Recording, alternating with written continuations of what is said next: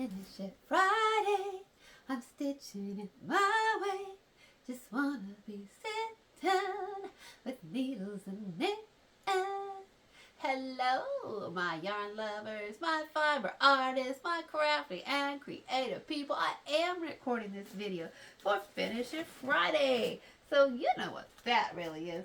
That's just show and tell in the crafting community. So come on in, get your beverage, get your project, join me. I'm going to show you a couple of my latest projects, and because I am visually impaired and I try really hard to help make the internet more accessible for other visually impaired people, I'm going to use my words and describe my projects. Alrighty. Well, say hello in the comment section.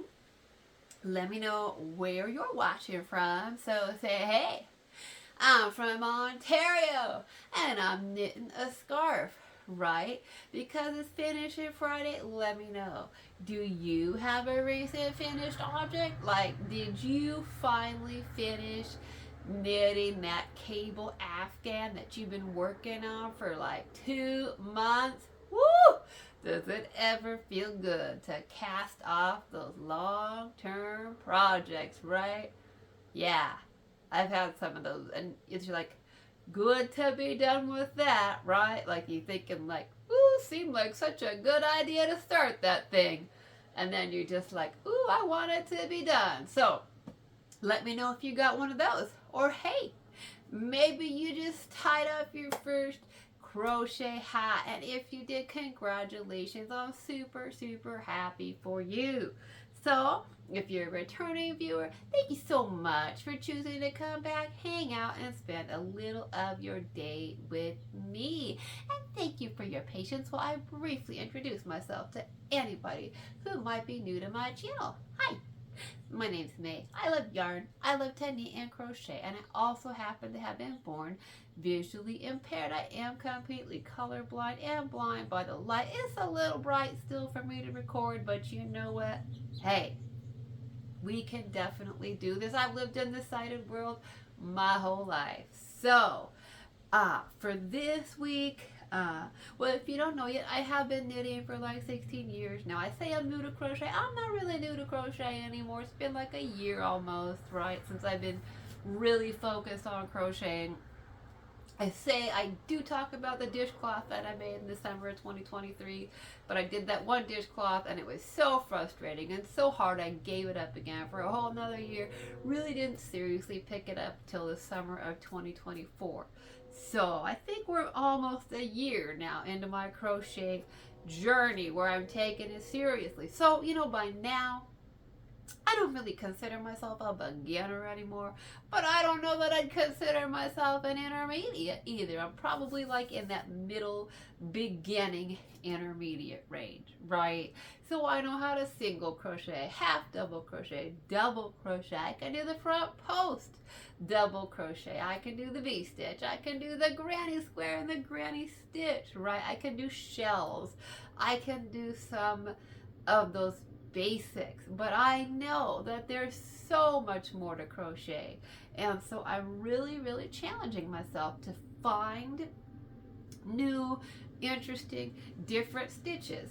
And you know, of course, we can always just come across a stitch tutorial. There's wonderful stitch tutorials all over the YouTube, right? Glenda from Creative Grandma, the stitch tutorials, Crystal from Bag O' Day, they do amazing, really good stitch tutorials. If you just want to find new stitches, if you want to see all the stitches you can do, practice all the stitches you can do, yeah, they're out there. But sometimes you want to like make them in projects, right? You're thinking like, that's a cool stitch, but how am I going to work it into a project? Now, of course, you can just cast on and make a scarf, or I guess not casting, not knitting, but you can just make a chain. And of course, you can just make a scarf if you want, or turn it into a blanket. But what if you want to do more than that, right? So there are definitely some options I'm thinking about that always. I'm like, I want to make projects with all these cool stitches. So I have 2 beanies I'm going to share with you this week that I just finished up. Now, both of these are free YouTube tutorials from Juan, the yarn addict. Really love his channel, his community over there, the Boggy Creek blankets that he has. He has such a great, friendly very welcoming channel. So the first one I'm going to talk about is the Last Frontier beanie. And this one is, I chose to crochet it up in the Brava stripe from Knit Picks and We Crochet. It is 100% acrylic. Now he's just, saying he worked it up in a number 4 worsted weight. I do believe he used an acrylic. But I think you can substitute any kind of acrylic in there, or wool, or whatever fiber you like. You use a 6mm hook. And the really cool thing about this beanie is that you get to learn a bunch of new stitches, right? He's got double crochets, half double crochets, front posts, and then he takes us, when he called it the Last Frontier, he takes us into all these cool stitches that I wouldn't have had a clue how to make, much less work them into a project. You've got so much texture. As somebody who's visually impaired, I love having fun texture in my projects. So these little guys are called the bean stitch, right? I'm like, I wouldn't have known how to put that into a project, and then how to transition it, right? So we got that bean stitch for a couple of rounds, and then we got what's called the triad stitch to bring the bean stitch back in. And then so we learned 2 different stitches right there, right? The bean stitch was 1 new stitch for me. The triad stitch was a 2nd new stitch for me. And then the knotted half double crochet was a 3rd new stitch from me. So what every time I was like, whoa, wow, wait, slow it down. In his tutorial, he does a great job of using his words and breaking it down. Because when you're visually impaired, you need somebody to, use their words and describe it to you, right? And he did a great job with that. So I really, really appreciate it. And then on the edge of it, now I'm used to, I figured out how to crochet into the back loop only, right? I know how to do that now. But on top of that, he really challenged us to not just work into the back loop, but to work into the 3rd loop, right? The 3rd loop down below. Oh my gosh, I'd never done that before, and I started working on it that night, and I just couldn't get it. I put the project down, went back in the morning, right, clear-headed, and I was like, you know what? I gotta rip this out. I almost gave up on it and was just like, just do the last round in the back loop. It'll be fine, right? Nope, I didn't. And I'm glad I didn't. Now, if you're visually impaired, I do have a little bit of sight. Silly me, I was seriously trying to look at it and with my eyes and find the 3rd loop. I can't do that, right? I can't do that. But I struggled, and finally I did figure out you absolutely can feel that 3rd loop as you're going to work into your stitch. You can find it down there below. What worked for me best was to stick my hook in. You go into the top of the stitch to go into the back loop. You don't just go under to the back loop, but you kind of go down at an angle. And then I just use my thumb and my index finger to feel that 3rd loop down below, and then use that. So it was a slow process. It was really slow, but I was able to feel that, grab that, and then connect my hook with my thumb and index finger on that 3rd loop below. So it's definitely possible to do that by feel, okay? So if you want to challenge yourself to learn all kinds of new stitches, new skills, I highly recommend the Last Frontier beanie. You do it in whatever colors you want. You want to stripe it, you stripe it. I did think about trying to color control this. Even I can tell with this yarn, you go from the very dark brown into the lighter tan. I thought about trying to cut out this little segment, but you know what? The other transitions, I don't even know how many shades of brown we got going on in this stripe. I think 5, could be 6, I don't know. And so once we get into, I can see the dark at the crown and then the tan, but I really can't see a lot of the transitions between the shades. I don't have enough sight to see that. I don't have color vision, and so I thought, you know what? Don't try to color control it, because you can't even really see what's going on. And you know what? I was like, it's just kind of fun to see how the yarn plays out, right? Just let it play out, let it do its thing, let it happen naturally. So that's what I did, and I think it turns out fine. I mean, yes, that transition's a little bit stark. I might have could have cut that section out. Um, but that's, you know, that's really, I can see that light tan to the dark brown transition here too in the granny stitch. I probably could have cut that little section out too. But other than that, I can't even see the transitions. I know that they're there from color to color.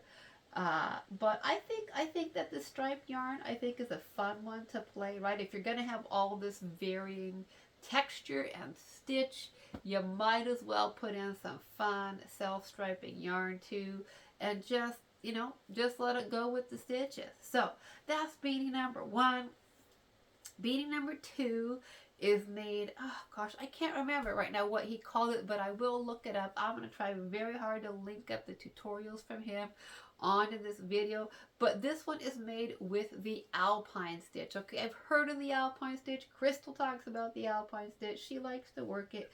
Now, it really isn't hard as long as you know how to do the dropped front post triple or treble crochet. Okay, if you can do that, which I know is intimidating, I know you're like, what? Wrap it twice in the row below? What? Where are we going? Okay, I know it's a little bit intimidating, but I just did the placemats not too long ago from Crystal with the drop front post triples. I got that down and I was like, okay, I can do it. So if you want to practice your dropped front post triples, the Alpine stitch is for you. You start at the top, you work down. When you get into your round, you do a double crochet and the drop front post triple, and you just go back and forth between those two stitches. Then you do a round of single crochets, and then you go back and you switch the order. So then you do the drop front post treble first, and then the double. That's it. That's really all there is to the Alpine stitch. Okay, it's not hard. It's literally a 2-row repeat. That's all you have to know is your singles, your doubles, your drop front post triples, and then we got some half doubles down here on the bottom. But if you want to practice that stitch and get good at it, this is the Alpine stitch is a great stitch for that. As somebody who's visually impaired, it's a little bit hard at first to figure out, because once you do that dropped front post triple, right, then when you go to do your next double crochet, you have to make sure that you don't work into the top of the stitch, right? Normally when you work your double crochet, you stick your hook in underneath the top 2 loops. Well, you want to make sure that you don't work the top of the stitch for the stitch that you just went around the post in the row below. So for me, what I did is I went ahead, I worked by feel, and so I went from the double crochet, I would feel the double crochet, I would feel the double crochet that I just worked with my thumb and my index finger. That's how I work.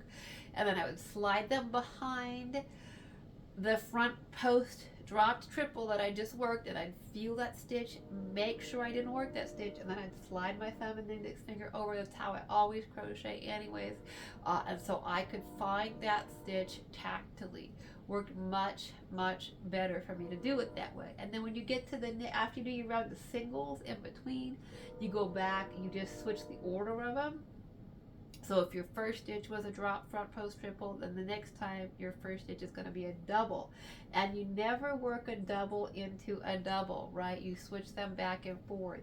And so the front post, the drop front post triples really create a nice texture where you can clearly by feel distinguish the stitches, the raised ridges. You can really distinguish them from the doubles. And so once I figured out and got into that rhythm, it wasn't really hard at all for me to drop my fingers down to the row below and feel the raised stitches and look for the double crochet that was down in the little indent right down in the lower place below, and to feel that stitch right in between the 2 drop front posts, and then to go into that for the next dropped front post triple.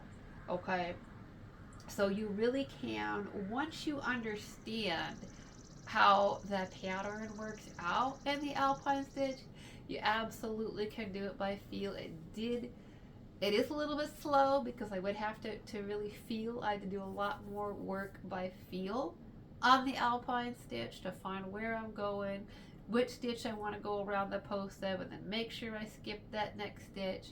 So it's a slower process to do by feel, but you absolutely can do the Alpine stitch by feel. So if you're visually impaired and you do crochet by feel, don't be intimidated by the Alpine stitch, and you really get such a cool texture. I love the texture of it. It feels so neat. I think this is a great beanie. It was fun, and I chose to work that one up in the Debbie Bliss Cashmere Merino era, 55% superwash merino, 33% acrylic microfiber, 12% cashmere, which means it's super, super warm, super soft, okay? And these were fun, and these were great opportunities to do small, quick projects that also taught me new skills. Alrighty, well, say hello in the comment section again and let me know, have you worked these beanies before? Have you worked the Alpine stitch before? Do you like it? I like it. Once I learned it, I really liked it. And of course, have you worked the bead stitch, the triad stitch, any of those before?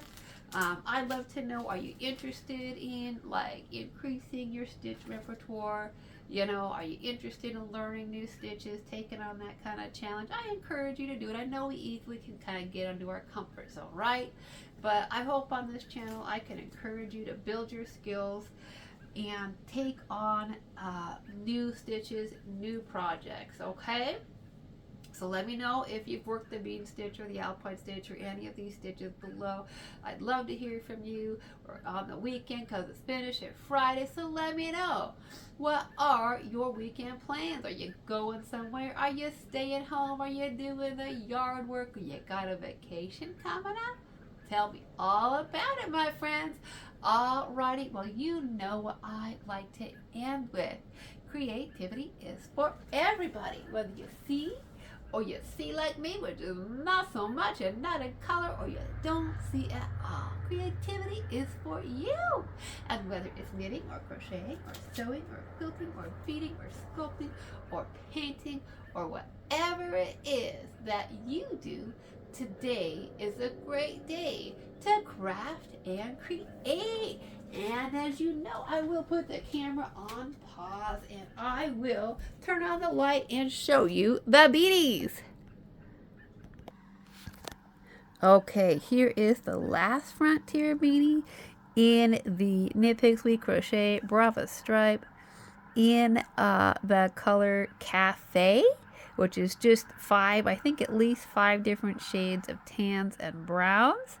And then this is the Alpine stitch and beanie in the Debbie Bliss Cashmere Merino Aran in the color Blackberry. Alrighty, well, thank you so much for listening. Until next time, happy stitching.